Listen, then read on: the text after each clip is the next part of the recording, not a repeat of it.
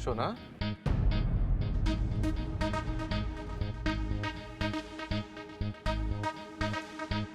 सोना नहीं हाँ भैया, हाँ ठीक से गाड़ी चलाना। हाँ ठीक है, हाँ आराम से।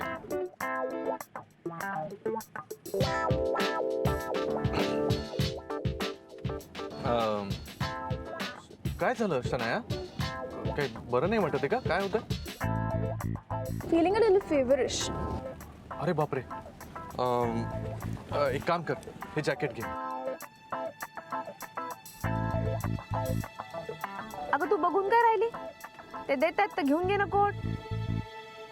अगं थंडीने ताप वाढेल ना तुझा. घे घे घे. गोळी आहे का तुझ्याकडे? नाही. नाही, एरवी माझ्याकडे राहते गोळी, म्हणजे अशीच आडी अडचणीला लागेल म्हणून. पण आज खूप घाई झाली ना, मग घेताच नाही आली गोळी. भैया एसी कम करो. शन्या, घरी कोण कोण असतं ग तुझ्या? नाही म्हणजे आई वडिलांबद्दल माहिती आहे मला, पण कोणी मामा मामी, काका काकी, आजी आजोबा? हा, यांच्यासोबत का राहील मी? मग एकटीच राहते? रूममेट सोबत राहते माझ्या. अगं मग तिला फोन करून टाक ना.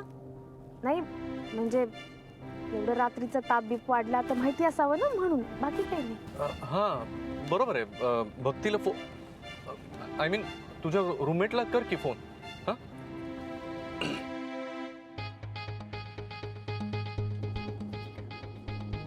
हॅलो, हाय, मी बोलते. तू आहेस का ग घरी? ओ, मग कधी येणार आहेस परत? नाही नाही, नथिंग अर्जंट. या, ओके, बाय, गुड नाईट. काय काय म्हणाली ती? ती तिच्या पेरेंट्सकडे गेली आहे आणि ती काही चावी पण नाही ठेवून गेली माझ्यासाठी. माझ्याकडे घराची चावी नाही आता. बापा, मग आता काय करशील ग तू? नाही, काय करणार? तुम्ही जाताना कोणत्या तरी हॉटेलवर ड्रॉप करा मला. I will manage. हॉटेल? काय वेडी बिडी आहेस की काय तू? नाही म्हणजे तसं नाही. कसं आहे शनाया, तुला ताप आलाय ना, तू तिथे हॉटेलवरती एकटीच, त्यापेक्षा ना आपण हिला आपल्या घरी घेऊन जाऊया का? हां नाही, नको, राहू दे. It's okay. तुम्हाला कशाला प्रॉब्लेम ना? I will manage. कसं मॅनेज करशील तू? नाही म्हणजे आम्हाला काही प्रॉब्लेम नाही, पण तुलाच प्रॉब्लेम असेल तर मग. नाही नाही, तसा काही प्रॉब्लेम नाही आहे मला. हां इट्स ओके, आपण जाऊया तुमच्या घरी. आत्ता पहिल्यांदा बरोबर बोललीस तू. होशील बरी. नाही म्हणजे हळूहळू बरं वाटेल तुला.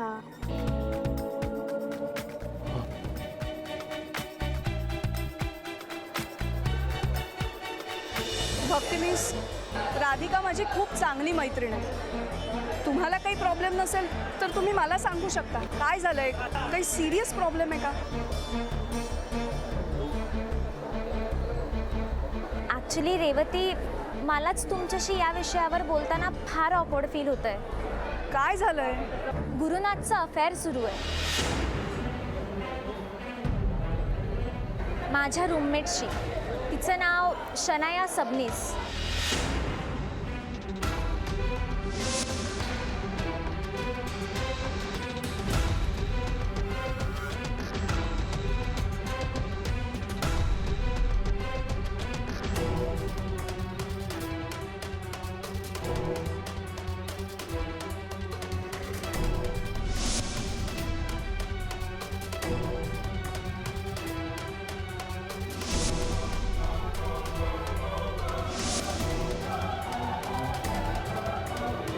ॲक्च्युली गुरुनाथच्या बायकोला मला हे सगळं सांगायचं होतं, पण त्याच्या घरच्यांविषयी मला काहीच माहीत नव्हतं. आत्ता परवा अथर्वसोबत मी गुरुनाथला पाहिलं तेव्हा मला कळलं की गॅरी म्हणजेच अथर्वचे बाबा गुरुनाथ सुभेदार.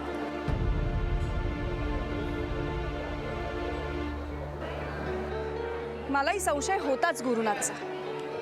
मी त्या मुलीला बघितलं नव्हतं फक्त, पण आज कळलं ती कोण आहे ते. म्हणजे माझा संशय खरा निघाला. अगदी 100% खरा होता. पण मला एक कळत नाही रेवती, इतकी प्रेमळ बायको असताना, इतका गोड मुलगा असताना हा माणूस बाहेर असं करूच कसा शकतो? त्याच्या ह्या सगळ्या करण्यामुळे ना प्रॉब्लेम होतोय राधिकाचा. तिला असं वाटतं तिचा नवरा तिच्याशी नेहमी खरं बोलतो. स्वतःपेक्षा जास्त विश्वास आहे तिचा गुरुनाथवरती. एका खोट्या स्वप्नात जगते ती. पण तिला जागं करायला हवं. बाहेर काढायचंय मला तिला या सगळ्यात. सत्य परिस्थिती तिला कळायलाच हवी. मलाही तसंच वाटतंय. अहो म्हणूनच तर मला त्यांना सगळं सांगायचं होतं. तुम्ही भेटलात ना की त्यांना सगळं सांगा. पण रेवती, त्यांचा संसार मोडणं हा उद्देश अजिबात नाही आहे माझा. त्यांची जी फसवणूक होती ना ती त्यांना कळली पाहिजे इतकंच वाटतं मला. मलाही हे वाटतं.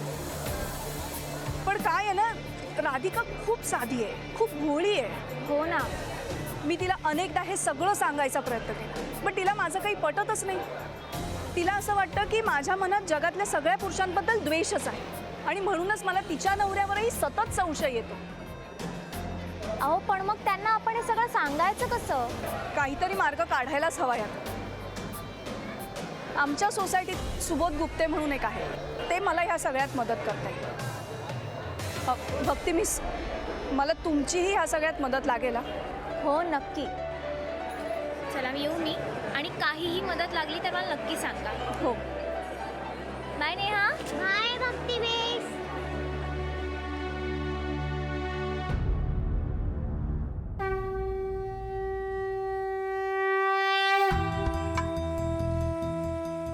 तू म्हणजे स्त्री शक्तीचं रूप आहेस,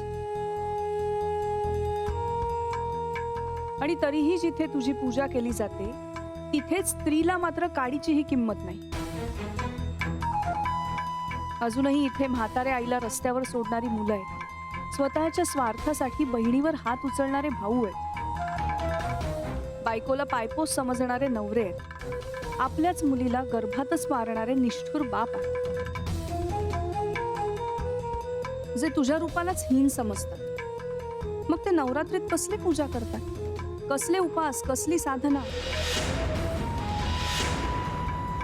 आई जगदंबे, आता तुला तुझं खरं रूप दाखवण्याची गरज आहे. स्त्रीची शक्ती काय आहे हे या सगळ्यांना कळायलाच हवं. राधिकासारख्या बायकांनी त्यांच्या नवऱ्यांना त्यांची जागा दाखवून द्यायला हवी. त्याशिवाय तुझ्या शक्तीची ओळख त्यांना पटणार नाही. तिला जागं कर माता. तिला तिच्यातल्या स्त्री शक्तीची जाणीव करून दे. तिलाच नाही, तिच्यासारख्या प्रत्येक स्त्रीला. तीच खरी तुझी पूजा असते, आणि तोच खरा तुझा आशीर्वाद.